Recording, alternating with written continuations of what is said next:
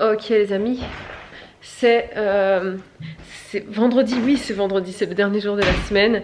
Je sais pas si c'est nécessaire que chaque fois on fasse l'introduction du vlog pour vous dire c'est quelle date, étant donné qu'on ne filme pas forcément tous les jours, mais à la fois si, puisque ça permet de vous resituer dans le temps par rapport à nos vacances.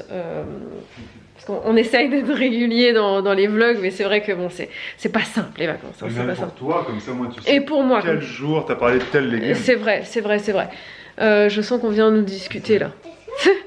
Parce qu'on est en train de jouer à l'école, donc voilà, nous sommes des personnages, je suis la cantinière, voilà. Du coup, ce matin, j'avais envie de vous parler, parce que je vais bientôt commencer ma journée de travail, donc il faut que je le fasse avant que les petits arrivent. Dernier jour de la semaine, après je suis en week-end, trop hâte, et après il me reste une semaine et je suis en vacances, je suis trop contente. Bref, je voulais vous parler aujourd'hui des pommes de terre, voilà.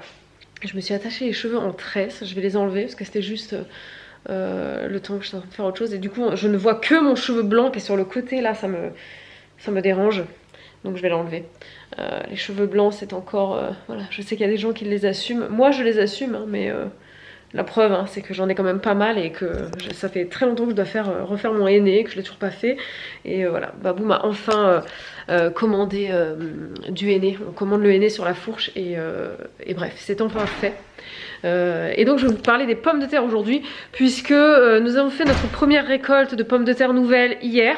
Cette année on a fait 2 zones de pommes de terre. On a tenté de les faire sur une butte, ça a été la première, la première plantation, une grosse plantation.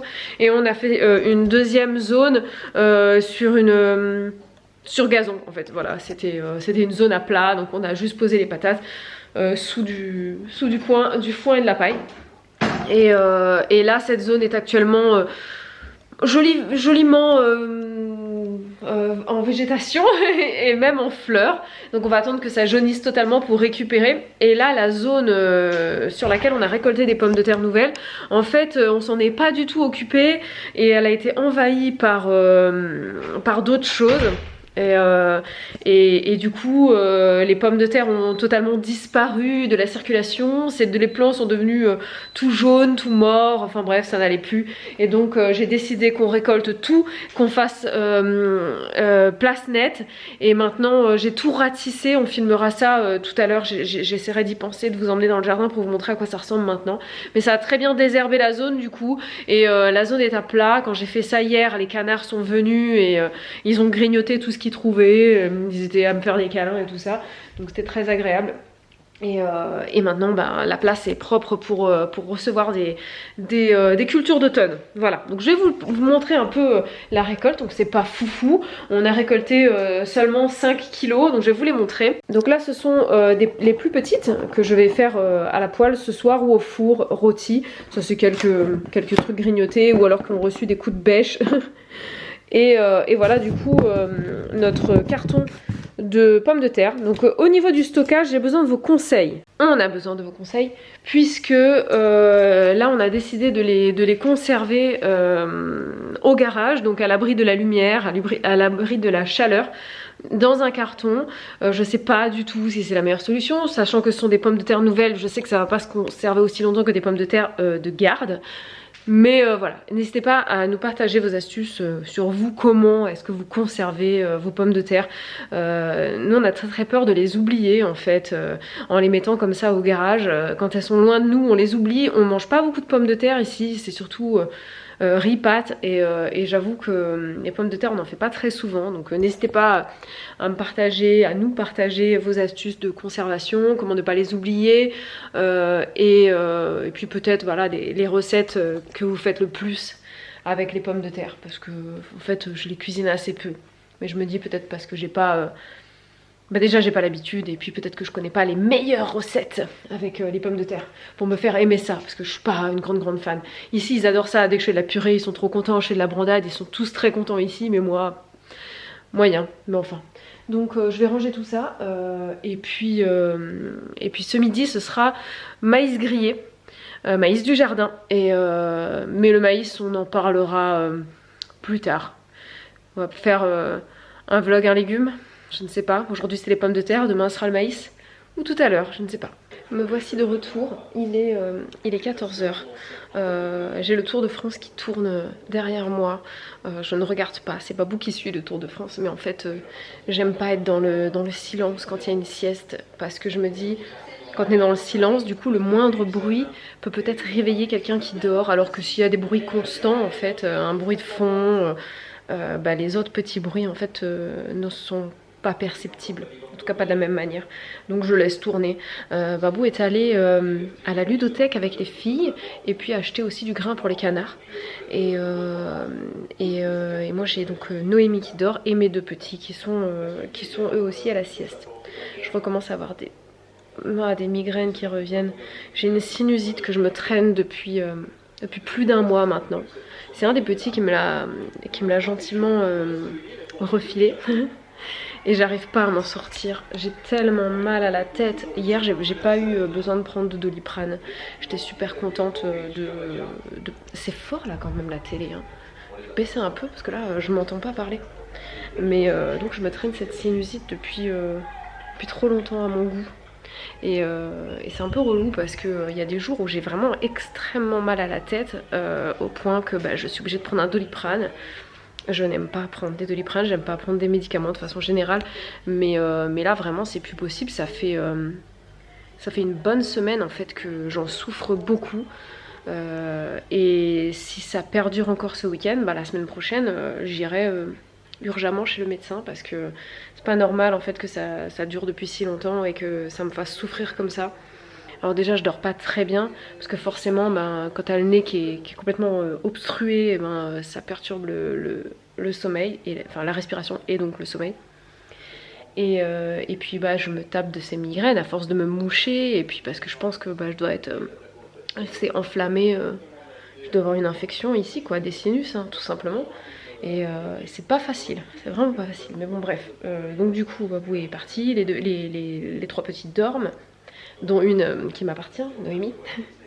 Et puis moi, je voulais vous montrer donc les maïs, vous expliquer un petit peu comment s'est passé, j'allais dire cette première culture. Non, c'est pas la première fois que je fais des maïs, parce que j'en ai fait il y a 2 ans.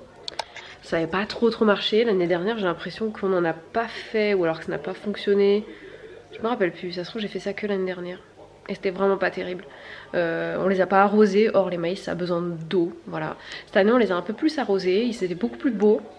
Par contre ils ont quand même souffert un peu de sécheresse, faut dire. On aurait pu les arroser un petit peu plus. Et surtout ils ont été très mal pollinisés. Alors je ne sais pas pourquoi. Si vous êtes des spécialistes des maïs, n'hésitez pas à me dire, à me donner vos astuces, vos conseils quant à la pollinisation du maïs. Je sais que c'est pollinisé par le vent. En fait le maïs grandit. Tout en haut il fait sa fleur mâle, ça fait une espèce de plumeau qui est tout en hauteur, et ça diffuse les pollens qui vont donc descendre et tomber sur la fleur femelle en dessous. C'est une espèce de petite barbe en fait qui sort à l'aisselle des feuilles, et donc le pollen en haut va descendre et polliniser du coup la fleur femelle dessous. Donc pour ce faire il a besoin d'être secoué donc par le vent. Voilà, c'est le premier élément qui vient secouer les fleurs qui vient polliniser. Donc quand c'est en plein champ, il n'y a aucun souci. Et donc je m'étais dit, chez nous on n'aura pas de problème puisqu'ils sont à l'air libre. Sauf que finalement ils sont quand même assez abrités du vent pour la plupart. Forcément, puisque je vois que ça a été peu pollinisé, donc c'est ça. Et dans la serre, ça a été super. Ça a été très très bien pollinisé, les épis sont très beaux. Et en fait ce que j'avais fait, c'est comme je savais qu'ils n'auraient pas le vent, et je venais un peu les secouer comme ça doucement pour que le pollen descende, et ça a très bien fonctionné. C'est les plus beaux épis, ils sont dans la serre. Ils ont eu une bonne chaleur, ils ont eu un bon taux d'humidité et une bonne pollinisation. Donc je vais vous les montrer juste après. Mais je vous parle du coup de la récolte. Là où je suis pas encore tout à fait au point, c'est à quel moment les récolter. Et maintenant j'ai bien compris, il faut que les barbes donc de la fleur femelle commencent à brunir. Il faut pas hésiter à ouvrir, à éplucher un peu le maïs sur le plant et mettre un petit coup d'ongle dans le grain. S'il y a un lait en fait qui ressort, c'est que le maïs est prêt à être récolté. Et j'avais pas fait ça, et du coup la plupart, enfin il y en a plein qui ont dépassé ce stade et qui sont donc un peu durs. c'est dommage, mais il y en a quand même qui sont très très beaux. Et ce midi on en a mangé des pas très beaux. Voilà, donc je les ai pas filmés parce que j'ai oublié bien évidemment, mais je vais quand même vous montrer quelques épis qui sont pour le coup vraiment pas mal. Je les ai fait cuire à l'eau pendant 5-7 minutes, donc pré-cuire en fait. Je les ai ensuite mis dans un grand saladier d'eau froide avec des glaçons pour les refroidir immédiatement. Je les ai égouttés, posés sur un torchon, essuyés, mis à plat au congélateur, et maintenant je vais pouvoir les mettre dans des sacs au congèle, et ensuite il n'y aura plus qu'à les décongeler tranquillement au frigo ou sur le plan de travail, et on pourra les faire cuire grillés au beurre de micelle ou j'en sais rien, on verra pour cet hiver ou même cet été, hein, ça n'a pas d'importance, mais au moins ça les conserve plus longtemps comme ça. Donc, je vais vous les montrer. Et les voilà, donc on a des maïs blancs, non lui il est blanc, lui je crois qu'il, je sais pas s'il est blanc ou s'il est jaune en fait, non c'est un maïs blanc, ça c'est un maïs multicolore 1K là, et ça ce sont des maïs rouges, donc franchement ils sont pas vilains, je les trouve vraiment plutôt beaux, hein, vous voyez, par rapport à la grande assiette, par rapport à ma main, enfin c'est des, ils sont beaux, voilà, donc ceux-là ils repartent au congèle, et on pourra les consommer cet hiver. Voilà. Et là j'ai encore un sac rempli de haricots, de cosses de haricots. J'en ai un autre là-dessous. J'en ai, ça ce sont des haricots verts, donc un sac entier, un deuxième sac entier, un troisième sac entier. Dessous j'ai un énorme sac de petits pois, donc tout ça du jardin. Franchement c'est top, hein. Je suis super contente. Hey, salut tout le monde, je suis dans la serre, comme vous pouvez le voir. Et j'étais il y a 30 secondes devant mon ordinateur en train de faire le montage du vlog que vous êtes en train de regarder là tout de suite maintenant. Et donc, au moment de faire le montage, Bibou a dit cette fameuse phrase. Je vais aller vous filmer ça tout à l'heure, si j'y pense, pour vous montrer sa zone à pommes de terre qu'on venait de, je ne sais pas comment on dit, défricher, je ne sais pas. Évidemment, elle n'est pas allée la filmer. Voilà. Voilà. Depuis qu'on fait des vlogs, je lui dis tout le temps, arrête de dire je vais vous filmer ça tout à l'heure. Non, il vaut mieux que tu dises je vais vous filmer ça tout de suite. Et tu prends ton appareil photo et tu vas dehors, qu'il pleuve, qu'il vente, qu'il neige. Parce que tu ne peux pas, Bibou, dire aux gens qui nous regardent je vais vous montrer ça et ne pas le montrer. Donc bon, c'est moi qui le fais. Donc je vais vous montrer du coup ce que ça donne, cette fameuse zone à pommes de terre qu'on a nettoyé tous ensemble d'ailleurs, hein, c'était vraiment toute la famille. On a fait donc la récolte des pommes de terre, c'était une butte qui était assez haute, et là maintenant, je vous mets les images là, elle est beaucoup plus plate. Donc on a cassé la butte, Bibou ensuite elle l'a aplanie au râteau, elle a mis un peu de foin qu'elle a elle-même fauché, et on a récolté pas mal de pommes de terre, donc les 5 kilos là qu'elle vous a montré tout à l'heure. Et il reste probablement des pommes de terre là-dessous, bien évidemment, parce qu'on n'a pas tout pris. Et puis ça ressortira l'année prochaine, quand ça sera le moment. Voilà, je sais pas c'est quand la saison des pommes de terre, j'ai pas trop de notions, mais là on en a récolté. Donc voilà, et dans cette zone-là, je sais pas ce que Bibou compte mettre l'année prochaine, mais c'est une zone assez grande, très riche, très meuble. Les pommes de terre ont bien aéré la terre, ameubli le sol, etc. Enrichi aussi le sol. Voilà. Donc c'est une zone pleine de... dans laquelle Bibou mise beaucoup sur cette zone. Voilà. Et aussi pour les maïs, enfin déjà pour les pommes de terre, non, elle vous a posé la question pour la conservation. Si vous pouvez vraiment mettre un commentaire là-dessus, parce que voilà, nous on n'est pas des connaisseurs de patates. On aimerait vraiment avoir pas mal de commentaires, parce qu'on sait qu'en métropole, il y a énormément de mangeurs de pommes de terre. Nous, venant de la Réunion, c'est le riz. Le riz, un peu les pâtes et très peu les patates. Mais là, on a récolté 5 kg de pommes de terre sans faire aucun effort. On a une zone à pommes de terre immense. Ben, je vais aller vous la filmer tout de suite. Tiens, on vous l'a jamais montré celle-là. On y va, c'est parti. Elle est ici. Elle fait 4 mètres sur 2 mètres. Voilà, donc on a 2 x 4, 8. On a 8 mètres carrés de pommes de terre. 100% pommes de terre. C'est des pommes de terre qui ont été posées directement sur le gazon, sur la pelouse. Par-dessus les pommes de terre, on a mis, bon là vous avez des trucs de haies que j'ai taillés qui viennent d'être mis, hein. Ça fait pas 2 mois que c'est là, ça c'est tout neuf. Mais on avait mis des trucs comme ça par-dessus les patates. On avait mis également de la tonte de pelouse, comme vous pouvez voir là. On en a rajouté au fur et à mesure. On avait mis aussi de la paille, du foin. Et du crottin de cheval aussi, rappelez-vous, c'est moi qui avais fait ça avec Noémie, vous aviez pu le voir dans les vlogs, on avait mis aussi du crottin de cheval. Donc là, on est sur 8 mètres carrés, 100% pommes de terre. Donc là-dessus, on s'y connaît pas des masses, mais on imagine au vu de... c'est une forêt, très clairement, c'est une forêt. On n'a pas eu les espèces de parasites de patates, là je sais plus comment ça s'appelle. En commentaire, vous pourrez remettre le nom. Mais on se dit, enfin c'est pas qu'on mise là-dessus, mais on se dit que ça va marcher beaucoup plus que la butte qu'on avait fait, qui est donc là-bas, qui était plus au soleil, plus en hauteur, beaucoup plus sèche. Là ici c'est un peu ombragé, c'est humide, ça pousse bien, on n'a quasiment pas eu à arroser ici, on a fait peut-être 2 arrosages et c'est tout. Donc là, on va récolter beaucoup plus que 5 kilos, en toute logique. Mais très clairement, voilà, on ne sait pas comment les conserver efficacement. Comment ne pas les oublier? Si on les met dans le garage, dans un carton, est-ce que ça va pas me pourrir, moisir?